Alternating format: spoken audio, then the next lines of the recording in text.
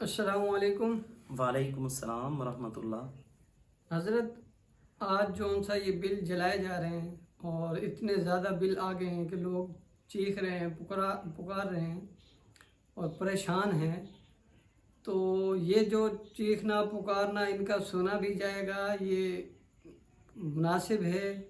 اس کے بارے میں کیا ہمیں کرنا چاہیے؟ جو ان سے بل کی جو احتجاج ہے، بہت زیادہ لوگ جو ان سے پریشان ہیں۔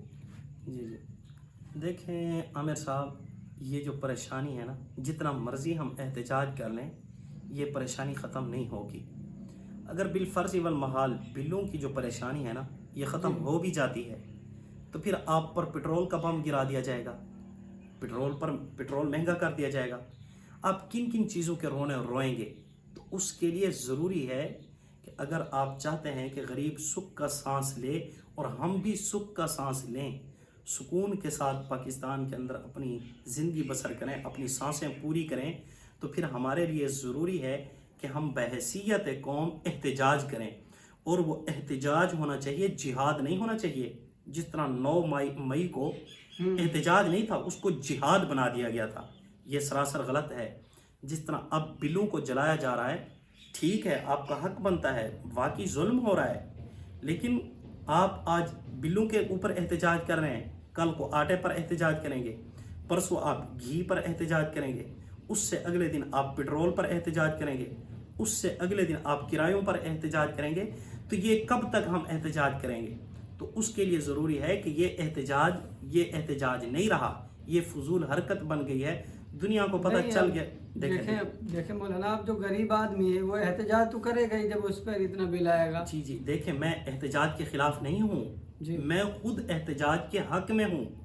میرا بھی حق بنتا ہے کہ میں صرف عوام دوسروں کو نہ سمجھوں، اپنے آپ کو بھی عوام میں سمجھوں، اور میرا بھی حق بنتا ہے میں عوام کے ساتھ، اور میں بذات خود اور ہر بندہ باہر نکلے، روڈوں کے اوپر آئے اور ملک کو ایک مرتبہ پورا جام کر دے اور یہ کہے کہ ہمیں یہ جو سسٹم ہے نا، یہ سسٹم ہی نہیں چاہیے، یہ سسٹم ہی غلط ہے جس کے اندر غرباء سے لے کر امراء کو دیا جا رہا ہے۔ یہی وجہ ہے آج جو دنیا احتجاج کر رہی ہے، وہ امیر کا اگر 101 یونٹ آ گیا ہے تو اس کا بجلی کا جو بل ہے، اس کا جو یونٹ ہے وہ ڈبل مہنگا بن جاتا ہے۔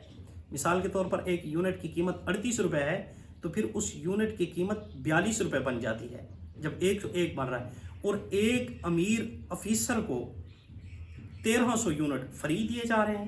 تو یہ سراسر ظالمانہ نظام ہے، اس نظام کو بدلنا پڑے گا، وہ نظام لے کر آنا پڑے گا۔ بہت کافی کچھ دیا جا رہا ہے، پٹرول دیا جا رہا ہے، یونٹ فری دیے جا رہے ہیں، سکول فری دیے جا رہے ہیں، بچے فری پڑھ رہے ہیں، تنخواہیں ماشاءاللہ اچھی ہیں، ان کی 4 گنا زیادہ ہیں۔ مزدور کی تنخواہ 25,000 ہے، مثال کے 32 کہیں نہیں دی جا رہی، بلکہ اگر دی بھی جا رہی ہے نا 32، تو وہاں پر 3 مزدور نکال کر ایک مزدور سے 3 بندوں کا کام لیا جا رہا ہے۔ تو ایک افیسر کی تنخواہ 4 گنا زیادہ ہے۔ اب ایک مزدور کی تنخواہ مثال کے طور پر 4 تنخواہیں ملی جائیں تو 1 لاکھ بنتا ہے، لیکن افیسر کو تنخواہ کتنی مل رہی ہے؟ 1 لاکھ سے اوپر۔ اس کو پٹرول فری، مکان فری، اور اس کو کیا کہتے ہیں کہ جی بجلی بھی فری، 1300 یونٹ تک فری اس کو دیا جا رہا ہے۔ تو یہ ظالمانہ نظام ہے، اس نظام کو بدلنے کی ضرورت ہے۔ وہ نظام لے کر آنا چاہیے جس نظام کے اندر امیروں سے لے کر غریبوں کو دیا جاتا ہے، اور یورپ کے اندر بھی ایسا کیا جا رہا ہے۔ آج ہم دیکھتے ہیں یورپ ترقی کر چکا ہے، چائنا ترقی کر چکا ہے، فلاں ترقی کر چکا ہے، تو وہ غریبوں سے لے کر امیروں کو نہیں دیتے، امیروں کو عیاش نہیں بناتے، بلکہ امیروں کی عیاشیوں کو روک کر غریبوں کے سانس کو آسان کرتے ہیں، غریبوں کو سکھ کا سانس میسر کرتے ہیں، وہ ترقی یافتہ ممالک۔ اور اسلام بھی یہی تعلیم دیتا ہے کہ امیروں سے لے کر غریبوں کو دیا جائے۔ مثال کے طور پر عامر صاحب، آپ نے دیکھا ہوگا اسلام کے اندر زکوٰۃ غریبوں سے نہیں لی جاتی، غریبوں کے پاس ہوتی ہی نہیں ہے، امیروں سے زکوٰۃ لی جاتی ہے، غریبوں کو دی جاتی ہے۔ قربانی امراء کے اوپر واجب ہے، وہ گوشت کن کو کھلاتے ہیں؟ غرباء کو۔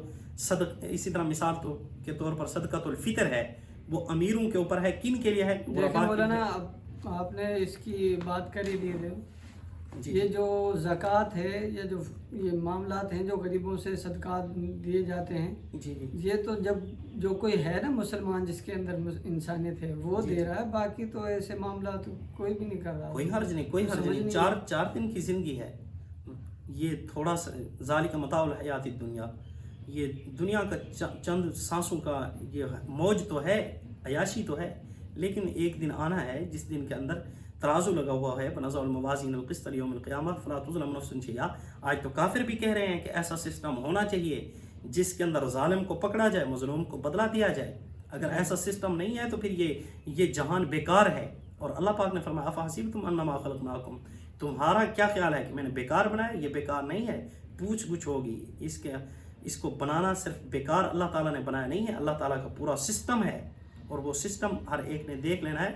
جو نہیں دے رہے کوئی حرج نہیں، کر لیں موجیں، کافر بھی تو موجیں کر رہے ہیں، جو سرے سے اسلام قبول ہی نہیں کرتے تو وہ موجیں کر رہے ہیں، تو یہ بھی موجیں کرتا رہے، کوئی حرج نہیں۔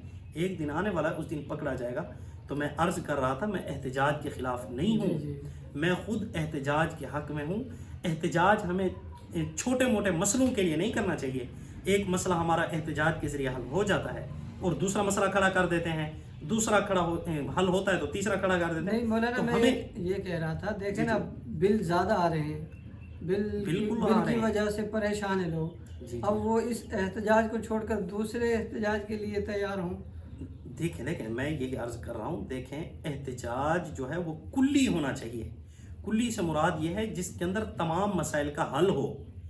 احتجاج بحیثیت قوم کرنا چاہیے، ان لوگوں کو صرف نہیں جن کے بل زیادہ آئے ہوئے ہیں کہ جی چلو ٹھیک ہے، آپ کا 16,000 آیا ہوا ہے نا، آپ 6,000 دے دیں، 10,000 پھر قسطیں کر دیتے ہیں۔ یہ کوئی احتجاج نہیں ہے، پھنسانے والی بات ہے، پھنسانے والی اور وقتی طور پر منہ کے اوپر ہاتھ دینے والی بات ہے۔ تو ہمیں چاہیے کہ ایسا احتجاج کریں جو 76 سال کے اندر ہم احتجاج نہیں کر پائے، جس کی وجہ سے ہم رگڑے کھاتے ہیں۔ ایسا احتجاج کریں جو احتجاج انقلابی احتجاج ہو، احتجاج ہو جہاد نہ ہو۔ آپ کا کہنے کا مطلب ہے پوری قوم نکلے، پوری قوم نکلے، اگر پنجاب میں ہے تو کراچی میں بھی ہو، کراچی میں ہے تو بلوچستان سندھ میں بھی ہو، جی اسی طرح یعنی ہر جگہ پر احتجاج سارا ملک نکلے، سارا ملک، کیونکہ سارے ہیں جو مسلمان ہیں، سبھی اقلیت تھوڑی ہے، سبھی پھنسے ہوئے ہیں، سبھی پریشان۔ جی بالکل۔ تو ہمیں احتجاج کرنا چاہیے کہ ہمیں یہ نظام نہیں چاہیے، ہمیں اسلامی نظام چاہیے، پرامن احتجاج، پرامن احتجاج ہونا چاہیے، جس کے اندر جہاد والا آپشن نہیں ہونا چاہیے۔ جس طرح 9 مئی کو کیا گیا، ہم اس کے حق میں نہیں ہیں، کیونکہ وہ اپنی ذات کو ہم نقصان پہنچا رہے ہوتے ہیں۔ جس طرح مرغی مٹی اٹھاتی ہے تو اپنے سر پر ڈالتی ہے، اسی طرح ہم اگر احتجاج کو جہاد بناتے ہیں تو وہ نقصان صرف اپنا کرتے ہیں، جس طرح 9 مئی کو ہو چکا ہے۔ میں اس حق میں نہیں ہوں، ہاں یہ ہمارا حق ہے کیونکہ ہم شہری ہیں اور اس ملک کے باشندے ہیں، اتنا ہمارا حق بنتا ہے کہ ہم بحیثیت قوم کیا کریں، احتجاج کریں، باہر نکلیں اور اس نظام ہی کو بدلیں۔ جب تک نظام نہیں بدلتا تب تک کسی کو سکون نہیں مل سکتا۔ اپنے بھائیوں افغانیوں سے سبق سیکھنا چاہیے۔ آج افغانستان کے اندر ہماری گندم بھی جا رہی ہے، چاول سارا ادھر جا رہا ہے، ساری چیزوں کا رخ اس طرف کیوں ہے؟ اس کی مین وجہ یہ ہے کہ اس کی معیشت مضبوط ہے اور اس کا جو وزیر ہے اس کی تنخواہ اور مزدور کی تنخواہ برابر ہے، اور اس کا جو وزیر ہے ملا غنی، وہ کیا کہہ رہا ہے؟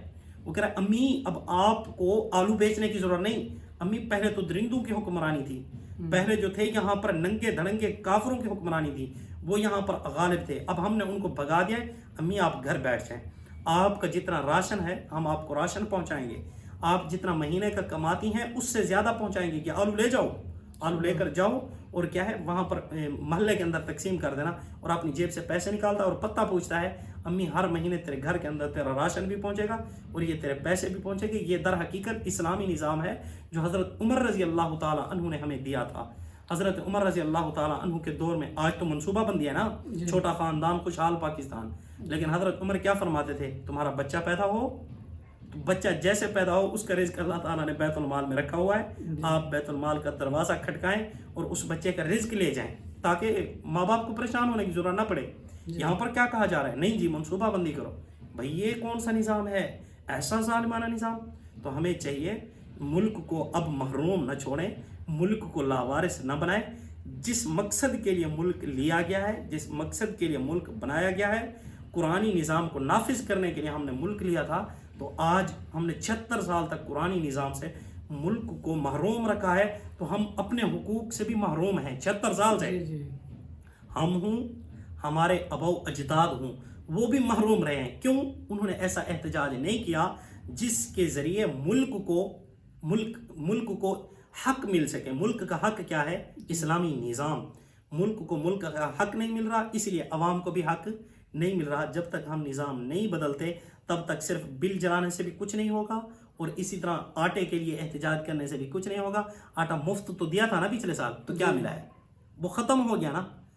अब फिर महंगाई उससे डबल नहीं हुई, पहले आटा था 600 रुपए का, अब 1200 का हुआ खड़ा है। नहीं 10 किलो अब ज्यादा हो गया मौलाना, अब तो 5500-5800 रुपए का 5600 रुपया है। बिल्कुल, मैं यही अर्ज कर रहा हूँ कि देखें, एक मसले के लिए एहतजाज ना करें, तमाम मसाइल के हल के लिए एहतजाज किया जाए। और तमाम मसाइल का हल क्या है, शरीयत, कुरान और हदीस। तो उसके लिए ज़रूरी है कि हम बहसीयत कौम एहतजाज करें। जब हम बहसीयत कौम एहतजाज करेंगे तो फिर अल्लाह ताला हमारी मदद करेंगे। अगर सिर्फ हम मजलूम बन के बैठे रहे तो जितना हम पर जुल्म किया जाए, अल्लाह ताला की मदद कभी भी नहीं आएगी। अल्लाह ताला की मदद शर्त है इंसान की हरकत के साथ। जिस तरह मूसा अलैहिस्सलाम की कौम ने जब तक हरकत ना की तो उस वक्त तक अल्लाह ताला की मदद उन पर ना आई। फिरौन जुल्म करता रहा कि जी बच्चा जो आ रहा है उसको ज़िबा करो। आज हमारे बच्चों के ऊपर पाबंदी नहीं लगाई जा रही। जी मनसूबाबंदी, छोटा खानदान, खुशहाल पाकिस्तान नहीं, मनसूबाबंदी है। तो ये जालिमाना निज़ाम नहीं है तो और क्या है। अल्लाह ताला फरमाते हैं इन्नल्लाह ला युग़य्यिरु मा बिक़ौमिन हत्ता युग़य्यिरु मा बिअन्फुसिहिम। जब तक आप अपनी हालत को बदलने के लिए फ़िक्रमंद नहीं होते, मैं भी तुम्हारी हालत नहीं बदलूंगा। तो फिर क्या है, धक्के ही खाते रहेंगे जब तक निज़ाम को नहीं बदलते। निज़ाम को बदलने के लिए वाहिद ऑप्शन है कि इलेक्शन आने से पहले ऐसा एहतजाज किया जाए जिस एहतजाज में हमें उस निज़ाम को चलाने के लिए जी सारे हुकूक मिल जाए। बहुत शुक्रिया हज़रत, बहुत शुक्रिया आपने जो